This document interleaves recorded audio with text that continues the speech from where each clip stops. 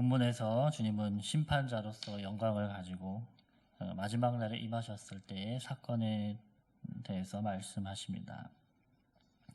그때 주님은 모든 민족을 그 앞에 모으고 목자가 양과 염소를 구분하듯이 오른편에 양을 그리고 염소는 왼편에 둔다 하셨습니다.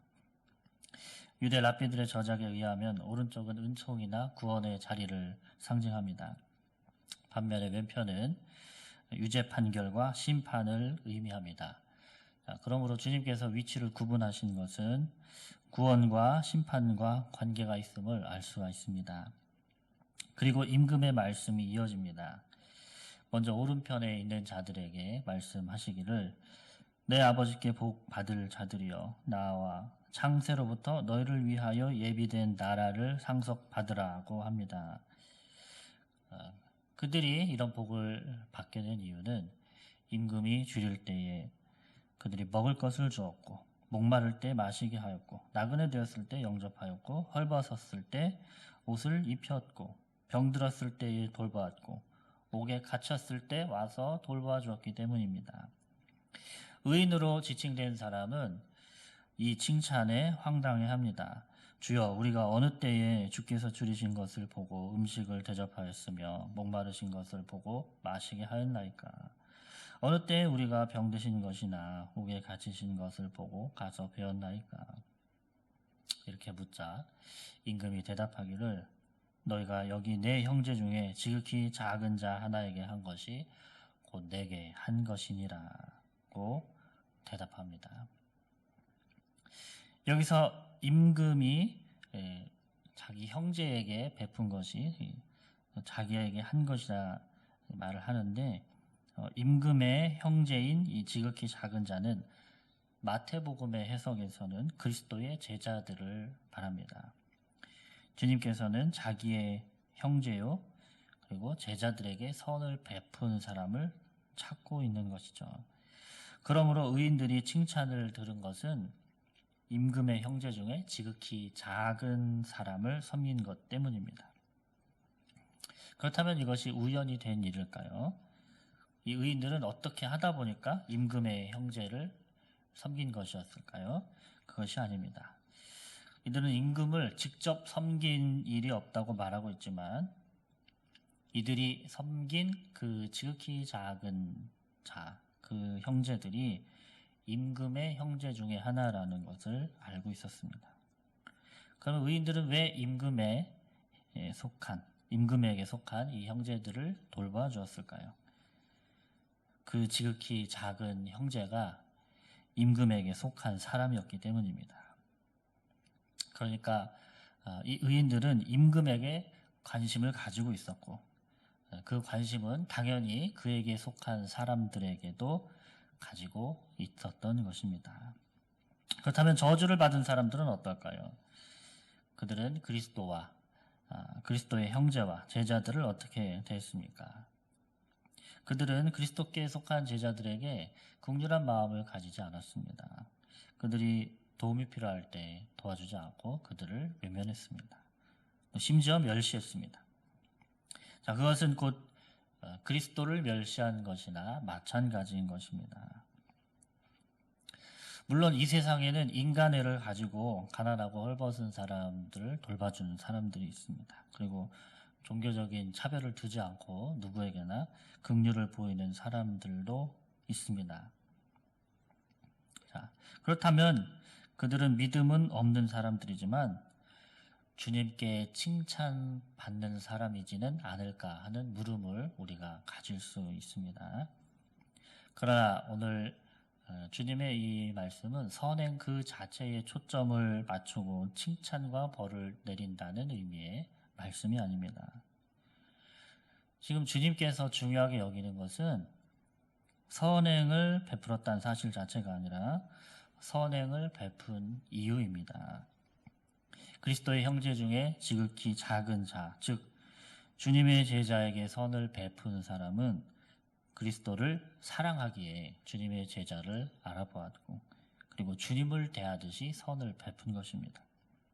그러나 주님을 사랑하지 않는 사람은 그분의 제자도 사랑하지 않을 것입니다. 그리고 그는 주의 형제를 모른 척 할 것입니다. 그러므로 본문의 말씀은 구원을 받기 위해서 주님의 형제를 사랑하는 말씀이 아니라 구원받은 신자의 삶에는 형제에 대한 사랑이 있음을 말하는 것입니다. 그리스도를 사랑하는 것과 그의 형제를 사랑하는 것은 별개의 것이 아니라 하나라는 것입니다. 형제 사랑이 곧 그리스도를 사랑하는 길입니다. 요한일서의 말씀에서도 이것을 잘 설명하고 있습니다. 요한일서 4장 7에서 8절 말씀을 보면 사랑하는 자들아 우리가 서로 사랑하자. 사랑은 하나님께서 한 것이니 사랑하는 자마다 하나님으로부터 나서 하나님을 알고 사랑하지 아니하는 자는 하나님을 알지 못하나니 이는 하나님은 사랑이심이라. 이렇게 말씀합니다. 여기서 사랑한다는 이 행위는 대단한 행위가 아닙니다. 줄이고 목마른 자를 먹이고 마시게 하고 나그네를 영접하고 옷을 입혀주고 병들었을 때 돌보고 옥에 갇혔을 때 돌봐주는 것입니다. 이것은 누군가에게 결핍이 있다면 그것을 관심을 가지고 돌봐주고 채워주는 것을 말하죠. 자, 그리고 악인으로 정죄받은 사람들이 굉장히 큰 죄를 저질렀기 때문에 심판을 받은 것이 아닙니다. 그리스도의 제자의 결핍을 모른 척한 것이 그들이 사악한 죄를 저질렀다라고 지적받은 것입니다.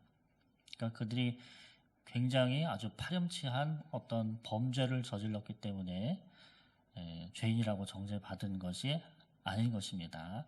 이 사실은 굉장히 의미심장합니다.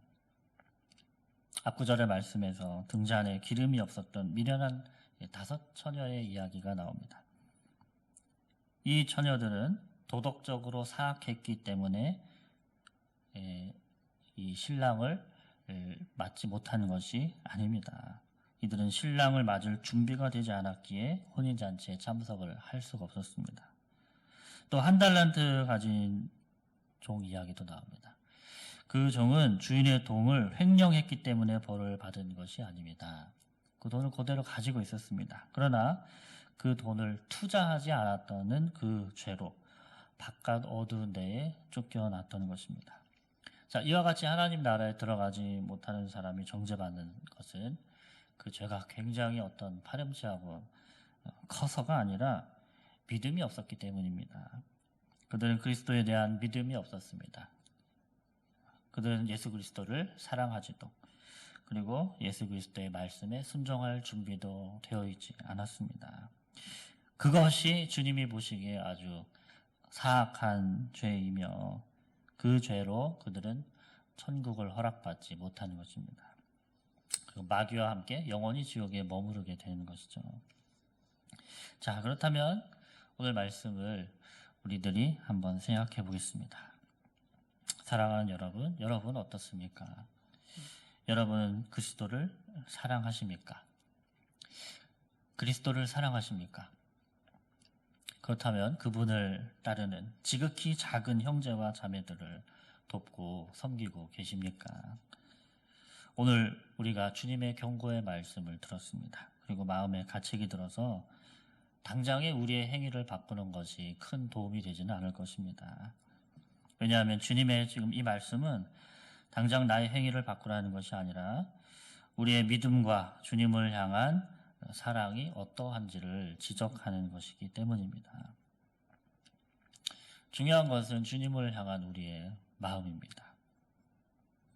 우리가 주님을 진심으로 사랑한다면 이웃의 결핍을 모른 척하지 않을 것입니다. 여러분이 주님을 진심으로 사랑한다면 연약한 자들을 기꺼이 섬기려고 애쓸 것입니다.